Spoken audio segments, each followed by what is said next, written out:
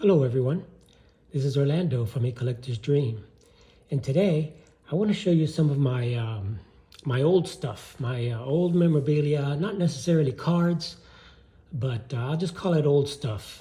What I'm going to show you today, everything is way over 100 years old, and some things are going to be almost 150 years old. So I'm going to start first of all, and I've shown all this stuff before, but I just kind of reorganizing all my things and putting them all kind of together. So this is a little grouping of kind of old memorabilia that I'm putting together and putting it in a little box and putting it safe. So I'm not going to be pulling this out, again, this stuff out anytime soon. It's going to be put away in a box in the dark where it belongs, so it could be protected and curated, because some of this stuff is really one of a kind stuff that you never see. Like this piece right here, this is samples. And I used to be in sales, and when you're in sales, you're given certain things to present to customers, whether it's to show your products or actual samples of your products or whatever. This is the kind of stuff that is given out, and that when they went to sell cards, they had sample cards that they used to give to the dealer so they could see what it's like. So this particular book is what the salesman used back in 1908 to sell baseball uniforms and equipment, sporting goods, sporting equipment. And this is in 1908, and you could see the uniform the complete uniform that they would sell to teams. This is Charles Dudley. Most of this stuff that he sold were to either minor leagues or, from my research, it was a lot of colleges, baseball uniforms. And you see how they used to write baseball was 2 words, just like football and basketball. Now it's 1 word. And the back of this tells you what they sold. Mostly baseball uniforms. This is from the 1908. So the salesman was given this from the Dudley Company, and they would go meet with the owners of the teams and sell them the uniform. And this is what they would use as the samples. Now, everything in here, these are fabrics, pieces of fabrics, what you would call today patches. They're patches of uniform from 1908. And the salesman would go in there and he'd present, first of all, this was their premium uniform number 9, which was the most expensive one. And the fabric was a thicker fabric. And I don't want to mess it up too much, but that's what it would be. It's pretty thick, and it would tell you how it was done. See, this was a athletic flannel used in uniform, guaranteed, 8 ounce, all wool, largely by league and professional clubs. So this was the same material and uniform that was used by the professionals. So just go ahead and wanted to give you a good look at that. And then the teams would choose the different colors that they would want. So depending on which one you choose, it depends on the price. So you could see this one, the shirt was $8.08. If you went to uniform number 8, it got a little bit cheaper, and the shirt was now $6. So the whole uniform was $13 here. This was the premium one, was for $17. So, and as you go along, so the salesman would go in, visit with the owner or whoever the buying agent is, and try to sell them, of course, the better one, and you could see the different samples. And as you can see, the choices will get a little bit less. Then you have uniform number 7 here. You can see it's a little flimsier and cheaper. That was only $10. This was $9. And, they'd have, like any business, they'd make the uniforms, and they would try to sell them more expensive, and as you went on, it got cheaper. So these were the really cheapy uniforms. If you couldn't afford anything, I mean, you'd get these. And this one, again, were some cheaper ones, $7. Uniform number 4. These are really cheap, $5. So this book was owned by the salesperson that actually worked for this company and went out to sell these uniforms to different companies.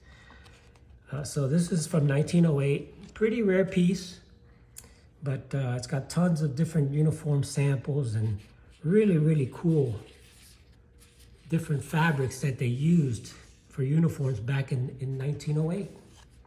So this is one of my old pieces. This is the newest one of the pieces that I'm going to show you today. And you can see that they not only sold uniforms, and this is the cheapy uniform, which is like $4. You didn't have much to pick from there. But they also sold a lot of other stuff, like bats, tennis rackets and equipment and stuff like they showed there. So this is the first piece that I wanted to show you. And that's baseball uniforms from 1908. So moving on to some other stuff here. I'm going to get to the 1800s here. And this piece here is from Allan and Gter. And this is from 1890. It's from 1890. So this piece here is something that they would send you when you send in enough little coupons from the cigarettes. And the artwork on these are simply amazing, incredible stuff. And I've shown this before, but again, I want to show you one more time before I put these away. And you can see, I don't want to open it too much, but you can see that's the Allan and Gter from 1890. And it shows all of the different animals that were in the set. All the cards that are in the set are in here, plus additional artwork. And you can see the beauty of these cards printed in 1890. So I'm not going to go through the whole book, but I'm going to give you a quick look at what some of these look like. Just some incredible stuff. And the cards are out there. You can buy these cards. This is the Allan and Gter quadrupeds from 1890.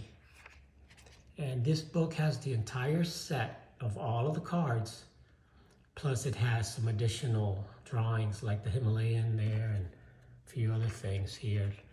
And we'll check out the lion. That's pretty much one of the top cards in the set.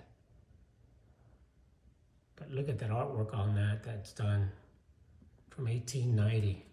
That's when this book was actually printed. And you look at the Indian portrait there, the black bear, just some awesome stuff. There's a chimpanzee there, orangutan. Look at the artwork on that. Just some cool stuff. And it goes on, it has all 50 cards in here. And you can see Allan and Gter. And this is the back of that book. Just some incredible artwork, and still, this was the original, how they originally came. And this was the 1890 Allan and Gter quadrupeds. Now we're going to get a little bit older. I'm going to show you an 1889 Allan and Gter game book. So this one, oops, I don't want to bend that. Just banged it on my camera there. So anyway, this is the 1889 Allan and Gter game birds. Very similar to the quadrupeds, but this is birds. And you can see the back. Again, with the original string. This one has a little piece missing in here, but you're talking something that's 1889, almost 140 years old. And you can see here how this is the Allan and Gter. And it tells you all of the different birds in the index that are in this bird book. And you can see these are just gorgeous. Again, These are beautiful with the kind of gold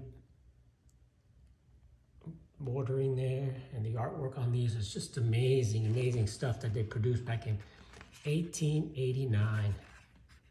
And these cards, again, is also a set of the game birds from Allan and Gter. You can buy the actual cards, but this little book is just so tough to come by because it was a redemption. You basically had to redeem it, send in coupons that came with the tobacco cards to redeem it. So I'm going to go through this and just show you a little bit more of this. And just remember, this book was created way, way back, you know, in the late 1800s. And, you know, they had just only maybe 30, 40 years from slavery, but it still shows the slave there cooking the duck, it looks like, in that old style kitchen from the 1800s. So just some cool stuff here. And this is the Allan and Gter, 1889 Game Birds. Game Birds of America from 1889. Now I'm going to show you something from 1888 as we get a little bit older. And this is a recent pickup. And this is from the N72 Great Americans. And this is, again, another one-of-a-kind piece here. This is a proof sheet of the Great Americans. And a proof sheet is what they print so that the printer, they print it off the press, and then the printer can compare and make sure that those colors, the colors that are actually, that he put on here, would match the color of the actual piece that came off the press, the proof sheet. So you can see this is a proof sheet from 1888, Allan and N72 Great Americans. And it's got Francis Scott Key, Patrick Henry, Forrest, it's got Scott and Beecher and Ben Franklin. The Ben Franklin is damaged, but you're talking about a proof sheet that was really meant to be thrown away after the cards were actually printed. So this was printed before the cards were done, so they could double check them. And that, you see the different colors that were literally just put on there to make sure that they did match. You know, that red matched that red and the blue matched the blue. And that's how they did the proof and the sizes. So the only thing missing from the actual card would be the part here that would say the tobacco part of it here. But that's, again, an old piece from the 1888 Great Americans. And this is the proof sheet done by the printers. I'm not going to take this out of it because it's kind of really delicate. Last thing I want to show you is also 1888, and also an extremely tough, rare piece to come by. And I've shown this before, and this is one of my grail pieces in my collection, the Goodwin Champions album. And, you know, I have the whole Goodwin Champions set, and this is just the album that goes along with that set. And what you would do is, again, you'd have to mail back in as a redemption. And it was, this was one of the more expensive books that you'd have to order. I think you needed 50. You needed 20 coupons to get one of the portraits that they call but you needed 50 coupons to get this. And this shows just a beautiful old time baseball field. I mean, the artwork on this is just beautiful. And this is the Champions book. I don't know how many of these exist, but for what I've seen, you're probably talking less than 15, maybe less than 10 of these that are out there. And the beauty of this is just the artwork that's inside is just gorgeous. I mean, look at that. And that's got, of course, the Cap Anson in there. I mean, we'll take a good look at the Cap Anson. And the artwork on these are just awesome. Every card from the set is in this book. And I'll go ahead and just flash through some of these. I don't want to mess it up too much because this is really, really a delicate book. But the artwork on this is just awesome. It's just incredible. You could see, good look at some of that. It just has just some cool stuff. So I'm going to put this thing away, but before I wanted to give you guys one more look at it. I've shown it a few times. This is the pool guys. This is the look at this, the tennis. Look how cool that look is. Look at that. Let me show you that. Let me turn this thing here real quick. Give you a good look at that, how cool that looks. Zoom in there, look at the artwork on that. They played tennis on actual lawn, so it was called lawn tennis. And you can see on the actual card that says lawn tennis. And that's an actual drawing of how they actually played, right on the lawn. So we'll share some more of these pictures here. This is basically the entire set. This has the first football card here.